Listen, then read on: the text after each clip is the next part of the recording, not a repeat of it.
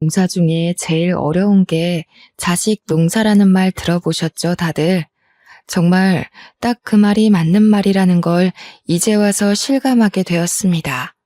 저는 아들 둘에 딸 하나 있는 60대 후반의 할머니입니다. 참 기구한 제 인생 이야기가 남들에게 퍼지는 게 싫어서 꽁꽁 숨겨놓고 있다가 의사가 참으면 병이 된다고 해서 이곳을 찾아오게 되었네요.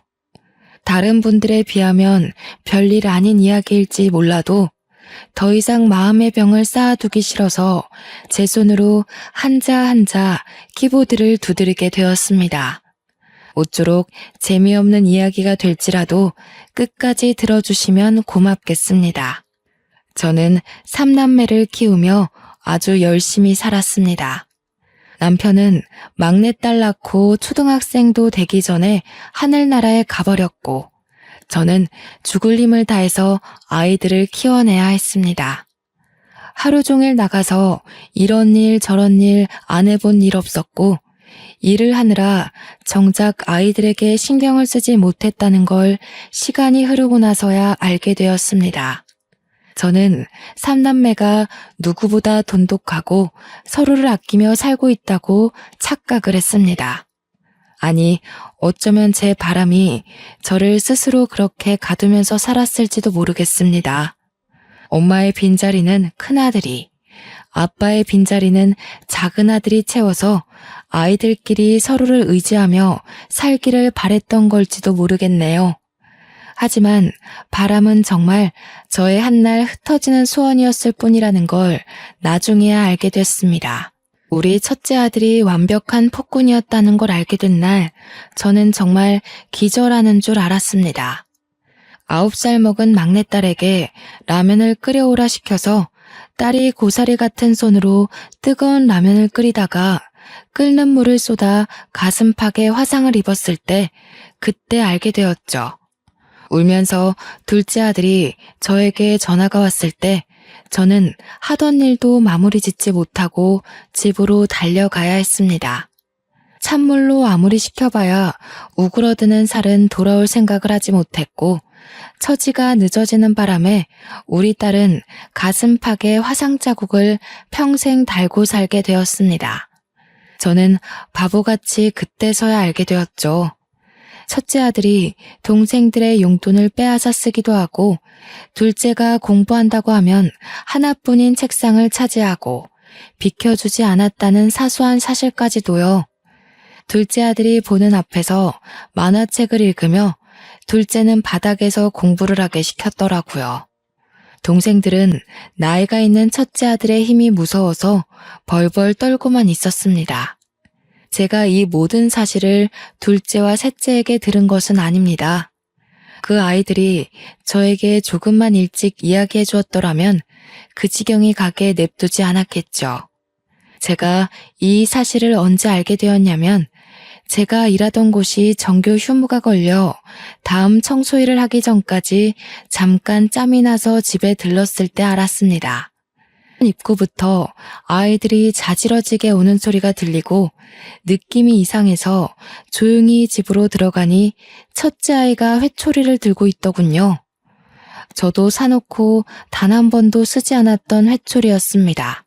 그저 아이들에게 겁을 주려고 사두고 방 안에 꽁꽁 숨겨두었던 아주 얇고 상처가 나기 쉬운 회초리였습니다. 그런데 그 회초리로 첫째 아이가 둘째와 셋째의 다리를 휘두르고 있었습니다. 고작 둘째는 12살이었고 막내는 9살이었습니다. 우리 첫째는 16살이었고요. 중학생이나 된 큰 형이 초등학생인 동생들을 혼내고 있으니 애들은 겁에 질리고 아파서 울 수밖에 없었죠. 정말 집이 떠나가라 엉엉 울고 있고 종아리는 상처투성이었습니다. 제가 너무 놀라서 뭐 하는 짓이냐고 소리를 지르면서 달려가니 첫째는 놀란 기색도 없이 저에게 이야기를 했습니다. 동생들이 버릇이 없어서 교육하는 중이니까 저보고 구경이나 하라고요. 저는 정말 아무 말도 할 수가 없었죠. 뭐 때문에 그러냐고 첫째 아들을 붙잡고 이야기를 해보라고 닥달을 할 수밖에 없었습니다. 첫째는 입을 꾹 다물고 두 동생들은 엉엉 울기만 했습니다. 제가 소리를 치자 그제서야 둘째가 이야기를 하기 시작하더군요. 종아리가 눈으로 보기 힘들 정도로 아파 보이는데 둘째는 다 자기 잘못이라고 하더군요. 제가 매달마다 아이들에게 조금씩 용돈을 주고 있었는데 형에게 그 용돈을 주지 않아서 생긴 일이라 했습니다. 저는 정말 어이가 없어서 그게 전부냐고 물었고 두 아이는 맞다고 고개를 끄덕였습니다. 아니, 각자 쓰라고 용돈을 준 것인데 그걸 형에게 다 주고 있었다는 것도 충격적이었고 당연하게 받은 첫째에게도 실망이 컸죠. 두 동생들은 학교 끝나고 군것질이 하고 싶어서 형에게 용돈을 바치지 않았다고 했습니다. 그 말이 끝나기 무섭게 첫째 아이는 아이씨 하면서 방에 들어가더라고요. 저는 화가 나서 당장 나오라고 버릇없이 어딜 들어가냐고 누가 누굴 혼내는 거냐고 소리쳤습니다. 그런데도 불구하고 첫째 아이는 꿈쩍도 안 하더니 슬그머니 방문 열고 나와서 자기 나간다고 휙 집을 나서더군요. 고작 중학교 3학년이 저런 식으로 행동을 하니 제 속이 터져나갈 것 같았습니다. 한 가지 다행인 것은 제가 나선 덕분인지 둘째 아들과 막내딸을 더 이상 괴롭히지 않는 것 같았습니다. 두 아이들에게 간간히 웃음이 걸리는 걸 보고 저는 한시름 놓았죠. 하지만 제 일은 더할 나위 없이 바빴습니다. 아이들의 교육도 그렇고 먹는 것 입는 것을 생각하다 보니 돈을 바짝 벌어야 했습니다. 점차 집에 대해 또 느슨하게 관심이 갈 때쯤 사건이 터지고 말았습니다. 고등학교에 진학한 아들의 학교 담임 선생님에게서 학교로 와달라는 연락을 받게 된 것이었습니다. 저는 무슨 문제가 있느냐고 물었고 담임 선생님은 아이가 동급생의 물건을 빼앗고 주먹을 휘둘렀다고 하더군요. 저는 놀라서 하루 일을 빼고 학교로 달려갈 수밖에 없었습니다. 학교 교무실에 도착하니 반성도 없이 껄렁하게 앉아있는 아들이 보이더군요. 저는 정말 쥐구멍에 숨고 싶었고 당한 아이들에게 너무나도 미안했습니다. 남편이 살아있었다면 우리 아들이 이렇게 엇나가진 않았을지도 모른다는 생각이 들어 처음으로 먼저 가버린 남편을 원망하기도 했습니다. 정말 번듯하게 잘 키우고 싶었는데 왜 우리 아들은 내 속도 모르고 이다지도 나를 힘들게 할까 하는 원망도 터졌고요. 눈물이 줄줄 흘러나오는데도 불구하고 우리 아들은 저에게 눈길 한번 주지 않고 딴청을 부리더군요. 제 속이 정말 문드러진다는 느낌이 어떤 느낌인지 절실하게 알 수 있었습니다. 도대체 같은 반 아이들의 물건을 빼앗고 괴롭히고 왜 그러는 거야? 응? 나는 사지도 못하잖아 저거. 필요한데 그럼 뭐 어떡해? 필요는 하고 돈은 없고 그럼 내가 저걸 가질 수 있는 방법은 좁해서 뺏는 수밖에 없는데 저는 아들의 말에 정말 기겁을 할 수밖에 없었죠. 생각을 해보셔요. 학교에서 문제를 일으켜 찾아갔더니 반성은커녕 저리 당당한 태도로 나오다뇨. 당연히 물건을 빼앗기고 괴롭힘을 당한 동급생과 그들의 부모는 우리 아들을 용서하지 않았습니다.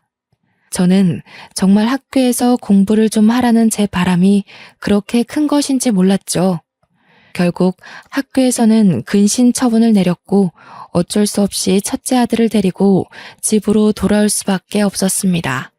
첫째 아들은 저에게 이제 와서 관심 갖는 척 하지 말라고 진즉 이랬으면 자기도 달랐을 거라며 저에게 원망을 뱉었습니다.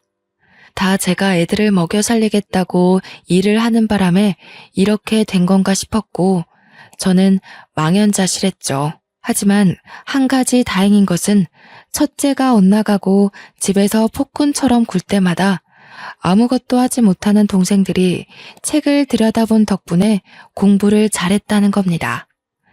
첫째 아이에게 걸었던 기대는 둘째와 셋째에게로 넘어가게 되었습니다. 용돈을 늘 첫째에게 빼앗기고 있는 것을 알게 된 이후로 저는 용돈을 몰래 주었습니다. 같은 날 일괄적으로 용돈을 주면 뒤에서 어떻게든 첫째 아이가 다 빼앗는 걸 똑똑히 알게 되었으니까요. 하지만 꼬리가 길면 밟힌다는 이야기 다들 아시죠? 동생들이 처음 보는 새 문제집을 가지고 있으니 당연히 첫째가 알게 되었습니다. 제가 둘째와 셋째를 위해 용돈도 몰래 주고 문제집도 사준다는 사실을요. 그러더니 어이가 없다는 듯이 왜 자식들끼리 차별을 하냐고 저에게 소리를 지르는 게 아니겠어요? 그래서 문제집 사라고 돈을 준 거라고, 억울하면 너도 공부를 하라고 저도 소리를 쳤습니다. 학생의 본분은 무엇보다 공부 아니겠습니까? 그랬더니 자기도 문제집을 사겠다고 돈을 달라고 하더군요. 저는 속는 셈 치고 아이에게 10,000원을 주었습니다. 그런데 그 돈 타가서 뭐라고 있었는지 상상이 가시나요? 바로 담배를 사서 담배를 태우고 있었습니다. 아무리 문제하여도 그렇지 고등학생이 떡하니 교복 입고 담배를 태우는 걸 보는데 정말 기가 막히더군요. 제가 등짝을 때리며 미친놈아 등신 같은 놈아 하고 욕을 해도 첫째 아들은 저를 싸늘하게 바라볼 뿐 자기 행동이 잘못됐다는 생각은 하지 않았습니다. 이렇게 문제가 심각한 아들은 날이 갈수록 사고만 치기 시작했습니다. 친구 오토바이를 타고 가다가 사고를 내지 않나, 슈퍼에서 과자를 훔치질 않나, 편의점에서 술이랑 담배를 사다가 경찰에게 잡혀가질 않나. 그러면서 저한테 하는 말이 다 제가 그렇게 만들었다는 겁니다. 동생들한테만 따로 용돈 주고 챙겨주니까 자기는 엇나가는 거라면서요. 자기한테도 그렇게 관심을 주었으면 이렇게 망가지지 않았을 거라고 제 탓을 하대요. 저는 반성 따위 없는 아들을 포기했습니다. 그러던 도중 수능을 본 첫째 아들은 당연히 대학에 떨어지고 기다렸다는 듯이 1년 동안 탱자탱자 놀기만 하더군요. 1년을 미친놈처럼 술을 처먹는가 싶더니 후련히 군대에 들어가 버렸어요. 친구들이 가니까 저도 갔다 오겠습니다 하고 입대 하루 전날에서야 저에게 이야기를 하더군요.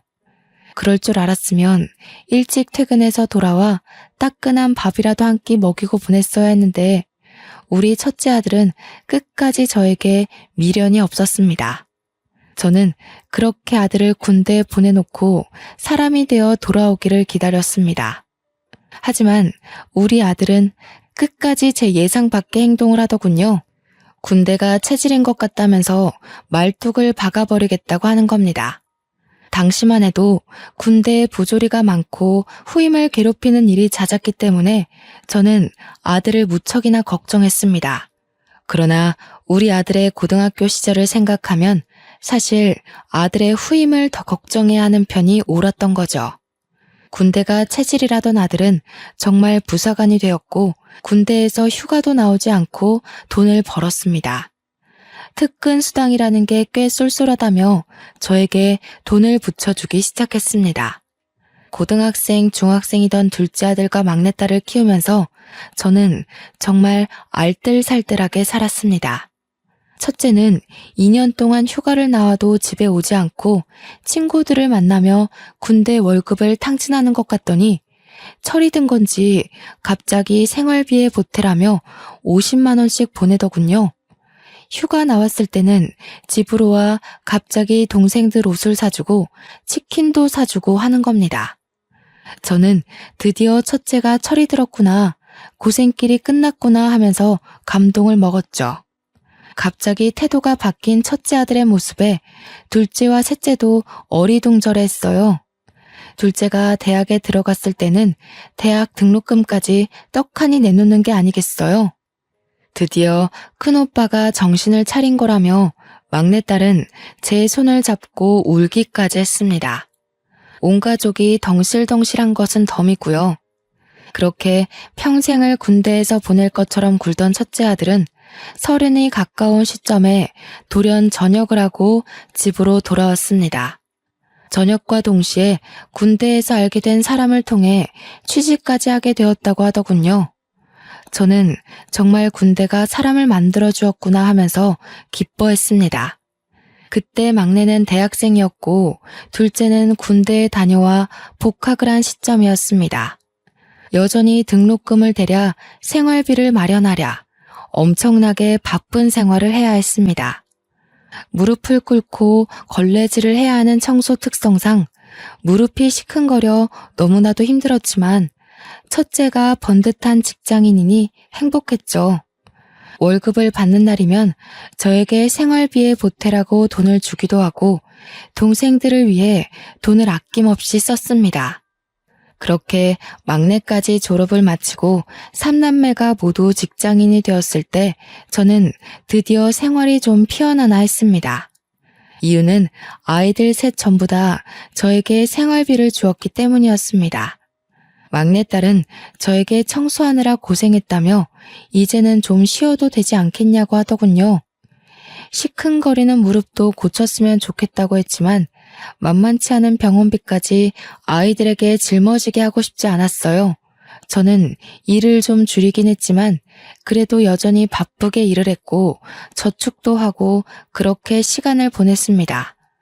아이들이 다 크니 은근히 들어갈 돈도 없고 통장에 하나둘 쌓여가는 잔고를 보면서 행복해지더라고요. 남의 집 청소도 하고 건물 청소도 하고 청소일이 힘들긴 하지만 시급은 좋아서 놓칠 수 없었습니다. 제 무릎이야 나중에 휠체어 타고 다니면 되지 하는 아주 말도 안 되는 생각을 하면서 버텨냈죠.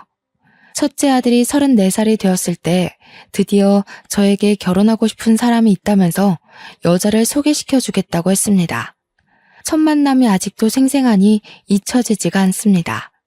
며느리 될 사람이라고 데려온 여자는 인상이 별로 좋지 않아서 솔직히 마음에 안 들었습니다.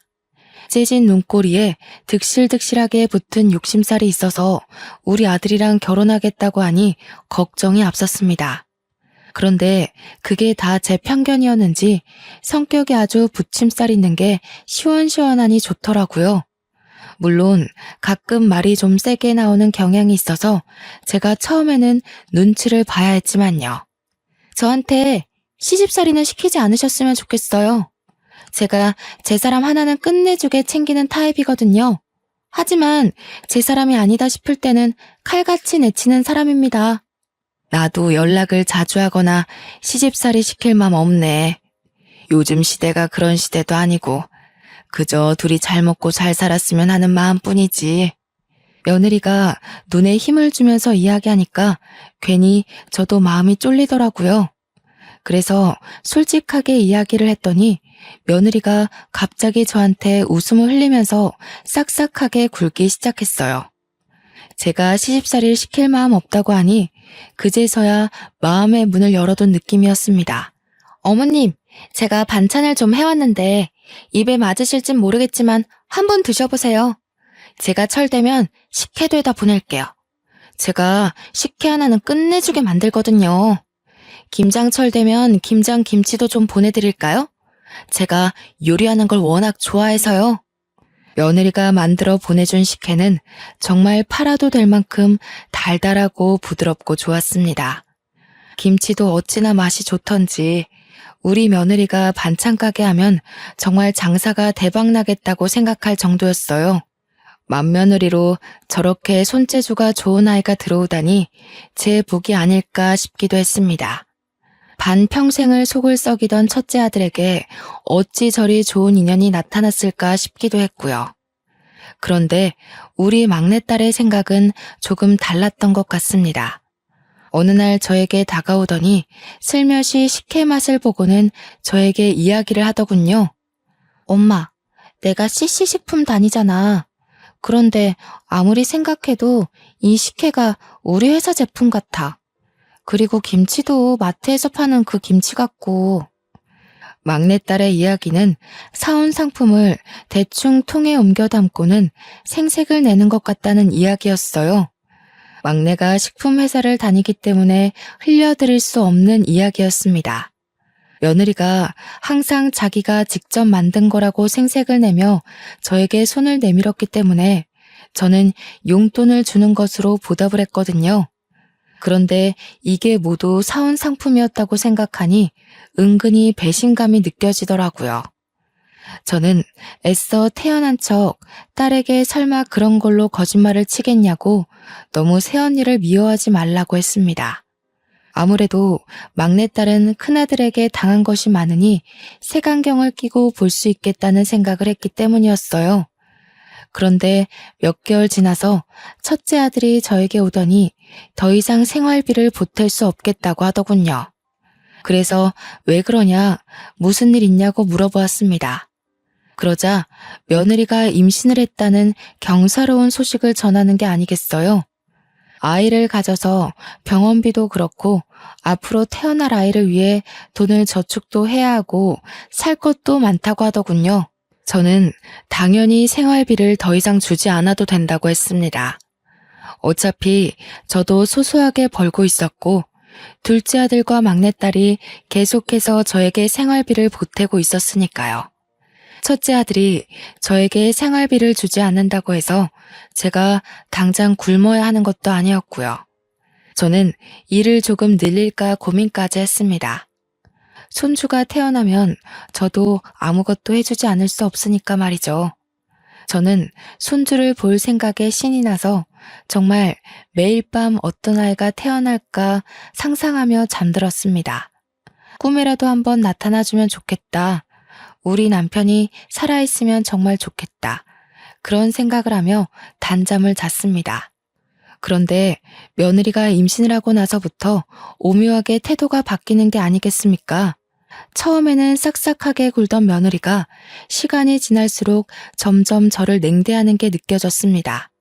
당연히 김치고 식혜고 보내는 일이 없어졌지만 저는 뭐 상관없었습니다. 심해서 음식 냄새조차 못 맡는 사람들이 있으니 우리 며느리가 몸이 힘든가 보다 하고 넘어갔죠. 사실 식혜고 김치고 애초부터 보내지 않아도 괜찮았던 것이니 우리 며느리에게 부담을 주고 싶지 않은 마음이 더 컸다고나 할까요? 그래도 몸이 안 좋은 거면 제가 뭐 좀 도와줄 게 없겠나 싶어서 아들에게 연락을 했죠. 아들, 요즘 며느리 몸이 많이 안 좋으니 입덧이 많이 심한가 보구나. 매번 담던 김치도 식혜도 준비 못할 정도면 밥도 거의 못 먹는 거 아니니? 웬 김치랑 식혜요? 우리도 김치 사 먹고 있는데. 식혜 같은 건 원래 페트병으로 나오잖아요. 그거 사 먹으면 되는 거 아닌가요? 우리 막내딸의 예상대로 전부 대기업의 맛이었던 것이었죠. 솔직히 괘씸하지 않았다면 거짓말이겠지만 임신한 며느리한테 따지고 들 만큼 저도 치졸한 사람은 아니었기에 모른 척 넘어갔습니다. 그저 사왔다고 처음부터 이야기해도 고맙게 받았을 건데 직접 만들었다고 저를 속여가면서 용돈을 받아간 게 괘씸했던 거였죠. 하지만 시어머니에게 예쁨을 받고 싶어서 그런 발칙한 행동을 한 것일 수도 있으니 그냥 넘어갔습니다. 우리 막내딸만 그럴 줄 알았다면서 애초에 인상도 별로였다고 싶더라고요. 임신한 며느리가 혹여라도 눈치챌까 그런 말은 하지도 말라고 했습니다. 그런데 막내딸뿐만 아니라 둘째 아들도 맏며느리가 별로였다고 슬쩍 끼어드는 겁니다. 사람이 너무 별로라고 상대하고 싶지도 마주하고 싶지도 않다는 식으로 이야기를 하길래 저는 무슨 일이 있었나 싶었습니다. 그래서 슬쩍 왜 그러냐 하고 물어보니 둘째 아들이 저에게 무언가를 하나 꺼내서 보여주더군요. 볼펜인 줄 알았는데 볼펜처럼 생긴 녹음기였습니다. 이걸 왜 지니고 다니냐고 물어보니 예전에 형한테 많이 혼나고 당해서 버릇처럼 소형 녹음기를 몸에 지니고 다닌다고 했습니다. 있었던 일을 전부 다 녹음을 해야지만 자기 전에 마음이 편하다면서 저에게 버릇이라고 했습니다. 그러면서 며느리랑 대화한 녹음본이 있다면서 언젠가 저에게 꼭 들려주겠다고 마음먹었었다고 했어요. 오늘이 그날인 것 같다면서 녹음해둔 대화를 틀어주는데 저는 너무 놀라서 기겁을 했죠. 도련님, 우리 남편이 엄청나게 어릴 때 차별받고 자랐다는데 그거 다 사실이에요? 우리 시어머니 진짜 무서운 사람이다. 차별을 그렇게 해놓고 아들한테 생활비를 받아가는 거예요? 도련님은 문제집 살 돈도 주고 공부도 엄청 시켜줬다고 들었는데 맞아요? 우리 남편은 대학도 못 나오고 동생들 뒷바라지만 신나게 해줬다고 하던데 불쌍해라 정말. 군대 가서 말뚝 박은 이유도 시어머니의 동생들 먹여 살리느라 어쩔 수 없이 한 거라던데 좀 그 힘든 곳에서 그렇게 열심히 일할 생각을 했을까? 설마 형한테 받은 거 전부 모른 척 할 생각은 아니죠?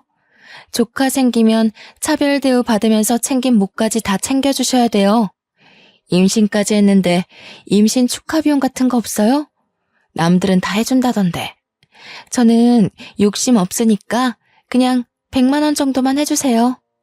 그래서 우리 착한 둘째 아들이 며느리한테 임신 축하 비용이랍시고 100만 원을 송금했다지 뭡니까?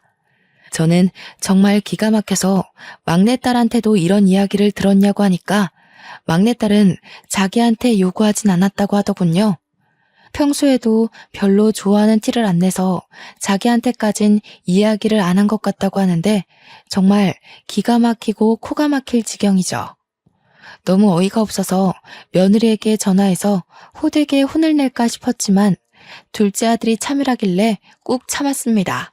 하지만 한번 미운 털이 콕 박히고 나니까 얼굴을 보고 싶지도 않고 전화도 하기가 싫더라고요. 그래서 연락을 하지 않았습니다. 일부러요. 입만 열면 돈돈거리니 꼴도 보기 싫고 만나고 싶은 생각이 싹 사라지는 게 아니겠어요. 저한테도 임신 축하 비용 달라고 떼를 쓸 것 같은 느낌에 제가 연락을 피했죠. 그렇게 만삭이 될 때까지 연락 한 통 없다가 손주를 낳고 나서야 애 낳았다고 큰아들이 저에게 연락을 하더라고요. 저도 그냥 축하한다고 이야기하고 끝냈습니다. 하지만 손주를 보고 싶은 마음은 참 쉽게 사그러들지 않았습니다. 결국 둘째와 막내와 저 이렇게 셋이서 병원에 찾아가 손주를 보려고 했습니다. 다들 퇴근하고 삼삼오오 모여서 간 것이라 밤에 뭐 하나 준비도 제대로 못하고 마음만 급해서 병원에 찾아갔습니다. 그러자 저희들의 빈손을 보고 며느리가 화를 막 내는 게 아니겠습니까? 저희는 꿀먹은 벙어리가 되고 말았죠. 솔직히 임신해서도 2번인가 밖에 만나지 못했는데 제가 뭘 준비해서 올 수 있겠어요? 지들이 뭘 샀는지도 말을 해주지 않았는데 다짜고짜 빈손이에요? 하고 콧김을 뿜으면서 물어보니까 할 말이 없었습니다. 첫째 아들도 저한테 오느라 고생했다고 하면서도 요리조리 살펴보며 진짜 빈손이냐고 묻더라고요. 뭐 제가 빈손으로 찾아간 게 잘못이긴 하지만 그래도 가족보다 물건을 더 기다렸던 것 같아서 기분이 영 좋지 않았습니다. 그러더니 저한테 돈 봉투라도 준비해서 오지 그랬냐고 첫째 아들이 저를 타박했습니다. 동생들한테도 엄마가 미리 말을 했어야지 봉투 하나 없이 찾아오는 법이 어딨냐고 하는데 우리 아들이 철들었다는 게 다 거짓말 같더라고요. 아니, 오늘 보고 안 볼 것도 아닌데 다음에 준비해서 만나면 되지 않겠니? 다들 퇴근해서 정신없이 애기 보러 온 건데 너무 물건만 기다리는 사람같이 구는구나. 한동안은 못 보죠. 원래 100일까지는 밖에 나가는 게 아니라고 하던데요. 저희가 형수님 댁으로 찾아가면 되죠. 어머, 그게 무슨 소리예요? 무슨 병균을 묻히고 올지도 모르는데 집으로 찾아온다고요? 도련님, 너무 생각 없이 이야기하는 거 아니에요? 생각을 해봐요. 회사에서 어떤 사람을 마주하는지도 모르는데 우리 아이한테 병 옮으면 어떡해요? 그래, 네가 좀 생각 없이 말을 했다. 너가 어디서 뭘 하고 다니는지도 모르는데 어떻게 집에 온다고 하니? 그러면서 신생아가 있는 집인데 오겠다는 이야기를 그렇게 쉽게 할 수 있냐면서 둘째 아들을 병균 취급을 하더라고요. 며느리랑 첫째 아들 죽이 어찌나 잘 맞는지 무슨 만당꾼을 보는 듯한 기분이었습니다. 저희에게 빈손으로 왔다고 타박하는 말을 돌려서 하는 듯해서 저의 기분은 점점 가라앉았습니다. 군대에서 정신 차려서 돌아온 줄 알았더니 아들놈의 인성은 절대로 바뀌지 않는 건가 하고 생각하게 되었죠. 이래서 옛말에 여자를 잘 만나야 한다고 한다던데 꼭 예전에 지 같은 거 만나서 다시 돌아가나 싶었습니다. 속이 막 오르락 내리락 뒤집어지는데 화가 나서 견딜 수가 없겠더라고요.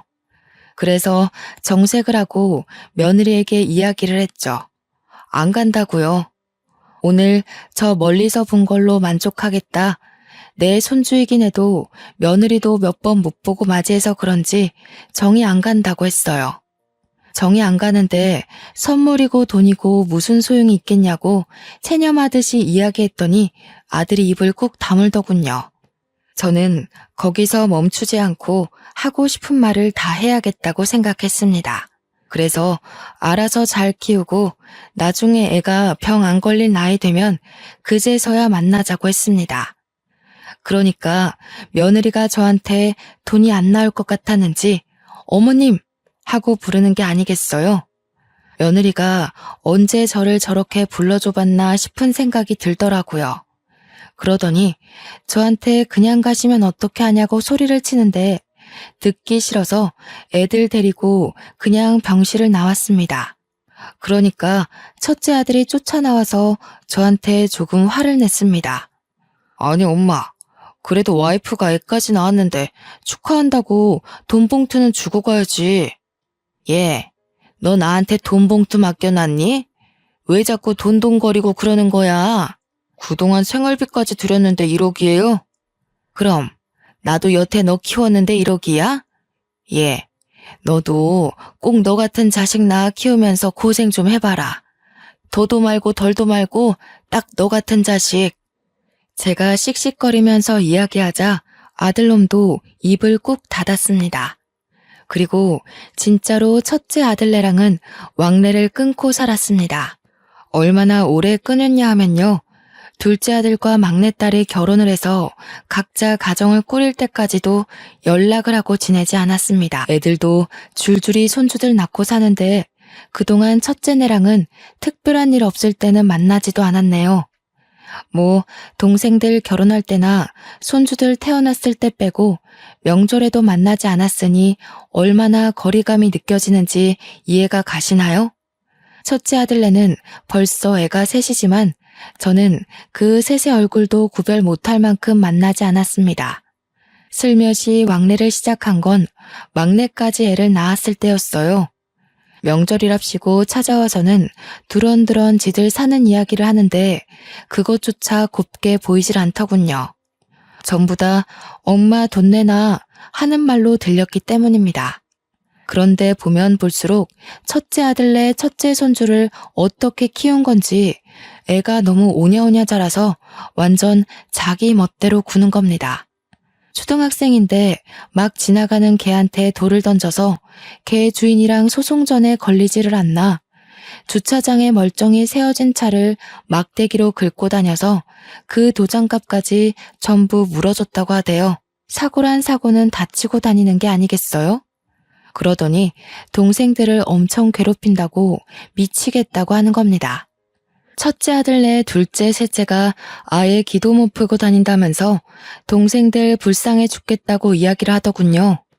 저는 속으로 좀 꼬숩다고 생각했습니다.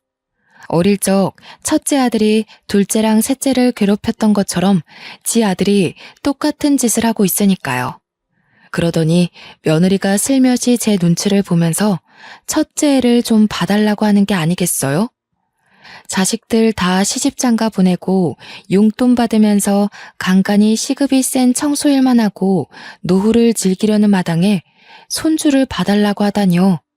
그리고 첫째 아들네 아이라서 더 정이 안 갔기 때문에 봐주고 싶은 마음이 전혀 없었습니다.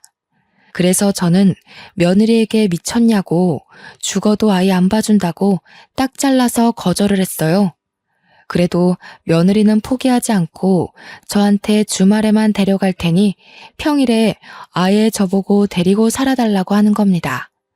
당당하게 당연하게 이야기를 하는데 제가 어이가 없어서 됐다고 싫다고 했어요. 제가 유난히 더 싫어했던 이유는 막내딸내 아이를 몰래 봐주고 있었기 때문이었습니다. 아직 아기가 2살밖에 안 되었고 어린이집 대기가 밀려 있어서 오갈 데가 없어서 제가 봐주고 있었습니다. 맞벌이 부부들의 숙명이라고 하더라고요. 어쩔 수 없이 제가 봐주고 있던 찰나에 그 이야기를 들은 건지 아니면 정말 다짜고짜 그런 건지 첫째 아들네가 저한테 애를 던지듯 맡기고 도망을 가버렸습니다. 그냥 우리 집 문 앞에 첫째 손주를 두고 사라져버렸어요. 그래도 첫째 손주가 9살이나 먹었으니 2살짜리 아기를 괴롭히겠나 싶어서 어쩔 수 없이 집으로 데리고 들어왔죠. 아무리 그래도 핏줄인데 문 앞에 내리 세워두고 굶길 수도 없는 입장 아니겠습니까? 애가 무슨 죄가 있다고. 그런데 9살이나 먹은 아이가 2살짜리 아기를 괴롭힐 줄 누가 알았겠어요? 없을 거라 생각해서 간식거리를 만들고 있는데 첫째 손주가 막내딸 아이의 머리를 탕 소리가 나게 때리는 거 아니겠어요? 막내딸네 아기는 울고 불고 자세히 살펴보니 이마에 멍까지 들었더군요. 저는 첫째 손주에게 이게 무슨 짓이냐고 소리를 지르니 고작 아기가 자기를 빤히 쳐다보는 게 기분 나빠서 그랬다고 했습니다. 화가 너무 나서 첫째 아들한테 당장 너네 데려가라고 이야기를 하고 막내딸에게도 이 소식을 전했습니다. 그러자 첫째 아들네 부부도 막내딸도 퇴근 후에 집으로 왔더군요. 제가 거기서 화가 나서 첫째 아들네한테 애를 어떻게 키웠길래 이 모양 이 꼴이냐고 이야기를 했습니다. 2살밖에 안 된 사촌 동생의 이마를 때려서 멍들게 한 게 자랑이냐고요. 그러니까 첫째 며느리가 저한테 인상을 팍 쓰면서 이야기를 하는 겁니다. 어머니, 너무 차별하시는 거 아니에요? 우리 애는 안 봐주신다면서 몰래 신혼의 애기만 봐주고 계셨잖아요. 우리 남편도 차별 엄청 당하면서 컸다고 하던데 너무하시네요 정말. 저는 기가 막혀서 누가 누굴 차별했다고 하냐고 며느리에게 톡 쏘아붙였어요. 옆에서 보고 있던 막내딸도 기가 막힌지 팔짱을 끼고 지 오빠를 쳐다보고 있더군요. 첫째 아들은 정말 지가 차별이라도 받고 자란 것처럼 굴고 있었고요. 아니, 그렇잖아요. 우리 애 키울 때는 도움도 안 주셨으면서 신혼에는 왜 다 해주시는데요? 저는 시집와서 어머니 드실 반찬 해드려, 김치 해드려, 식혜까지 해드려. 한 게 얼마나 많은데 그러세요. 저 그거 왜 안 하는 줄 알아요? 어머니가 하도 차별해서 그런 거 이제 안 하기로 한 거예요. 예, 그게 네가 한 거니? 대기업이 한 거 아니니? 제가 전곡을 지르자 며느리가 갑자기 입을 합 다물더군요. 누가 누굴 속이려고 그러냐고 됐다고 일 없다고 대꾸했어요. 근데 속이 부글부글 끓어오르는 게 오늘 아니면 안 되겠다 싶기까지 하더라고요. 그래서 빤히 바라보다가 속갯말을 다 털어놓았습니다. 내가 누굴 차별하면서 키웠다는 거야 도대체? 꼭 지 같은 거 낳으랬더니 저 같은 거 낳아서 고생하는 거지. 첫째 놈이 맨날 동생들 괴롭히고 돈 빼앗고 그래서 내가 뺏기지 말라고 뒤에서 용돈 준 게 차별이니? 공부도 안 하는 거 맨날 책상 뺏고 만화책 보고 있길래 동생들 독서실 보낸 게 차별이야? 둘 다 할 말이 없는지 눈알만 굴리고 있길래 첫째 아들에게 울분을 토했습니다. 어쩜 동생들한테 잘못한 건 하나도 기억 못하고 차별당했다고 말할 수 있냐고요. 그러니까 뭐라 하는 줄 아세요? 다시 생각해도 너무 기가 막히네요.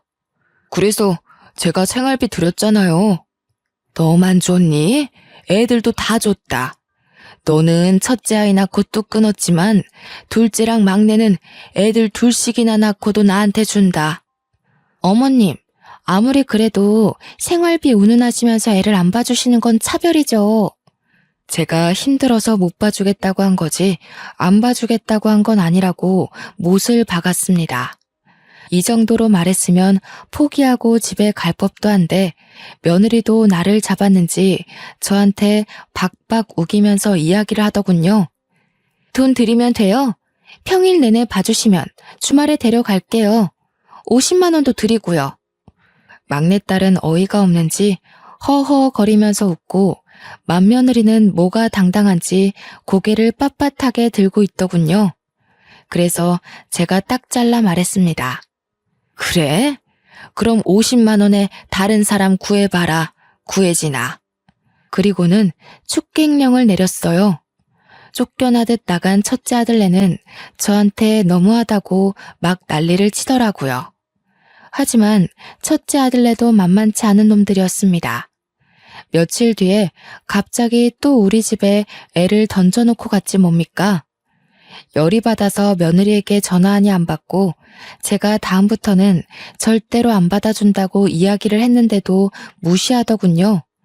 매일같이 우리 집 앞에 던져져 있는 첫째 손주를 보고 어쩔 수 없이 집으로 들이기를 반복했습니다. 그러다가 사고가 터지고 말았습니다. 첫째 손주가 우리 집이 2층 주택인데 거기서 위험하게 놀다가 아래로 떨어지고 말았습니다.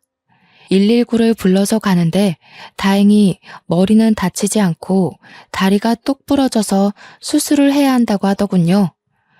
혹시 모를 사태를 대비해서 수혈을 생각하고 혈액형을 알아야 한다고 하길래 아들이랑 며느리가 둘 다 A형이라고 A형일 거라고 했습니다. 그런데 긴가민가해서 검사를 해봐달라고 했어요. 근데 병원에서 A형이 아니라 AB형이라고 부모가 둘 다 A형이 맞냐고 물어보는 거예요. 절대로 AB형이 나올 수 없다면서 부모가 혈액형을 잘못 알고 있는 것 같다고요. 저는 순간 머리를 망치로 얻어맞은 듯한 기분이 들었습니다. 행동이 첫째 아들이랑 똑같아서 의심을 한 적이 없는데 생긴 게 아무리 봐도 아들을 안 닮은 거죠. 며느리가 성형이라도 한 줄 알고 조용히 모른 척 했는데 우리 아들의 아이가 아닐 수도 있는 거 아니겠습니까? 저는 아들에게 바로 이야기를 했고 제 의심을 지울 수 없어 유전자 검사를 맡겼습니다.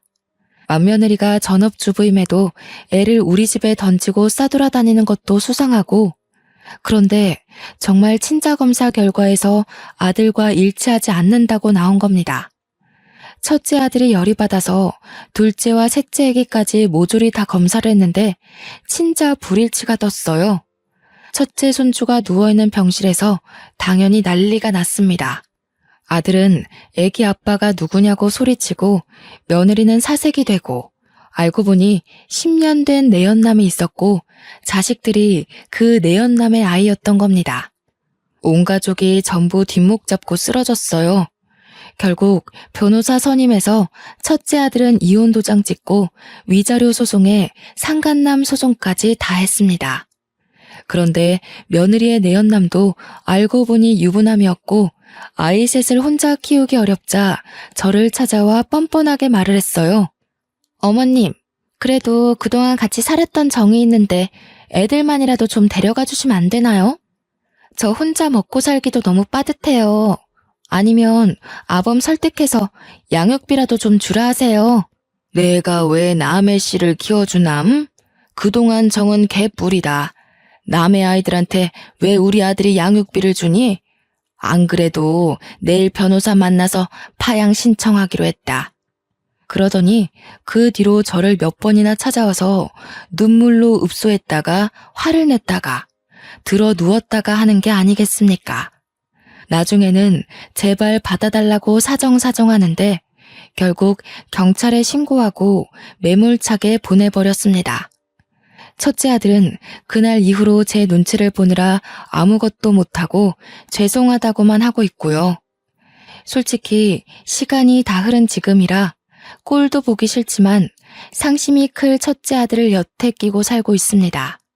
그냥 대면대면하게 서로 있는 듯 없는 듯 살고는 있지만 아들의 월급의 반 이상이 제 통장으로 들어오고는 있습니다. 제가 아들 이혼시키면서 생활비 보태지 않으면 데리고 살아주지 않겠다고 했거든요. 지금까지도 착실하게 제 말 듣고 제 눈치 보면서 잘 살고 있고요. 망한 자식 농사지만 그래도 앞으로 눈칫밥 먹으면서 살 듯 싶어 다행이라 생각합니다.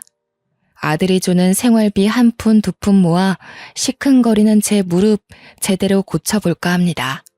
그거라도 해야 제 마음이 속 시원해질 것 같네요. 물론 의사 선생님 말대로 이렇게 풀어내니 한결 가벼워지긴 했습니다. 여러분, 마음에 안 드는 자식도 결국 내 자식이긴 하더라고요. 대신 단단히 마음 다잡고 한 방 먹여야 그나마 눈치라도 보고 사는 것 같습니다.